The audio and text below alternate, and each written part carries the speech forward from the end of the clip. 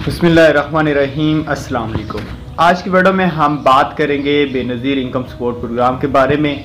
काफ़ी सारे लोग मुझसे पूछ रहे हैं कि sir Benazir income support program की जो पेमेंट है उसमें बिल्कुल इजाफा किया गया है नए बजट में।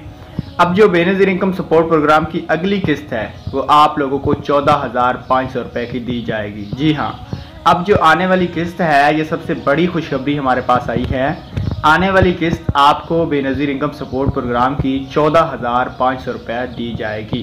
जो न्यू लोग अहल हुए हैं या जो पुरानी बेनिफिशरी हैं वो किस्त जैसे ही 13,500 को ये वसूल करेंगी उनको न्यू किस्त 14,500 को दी जाएगी। ये ताज़ा तरीन हमारे पास अपडेट्स आई हैं और न्यू लोगों को भी इस प्रोग्राम में शामिल करने का फैसला किया गया है।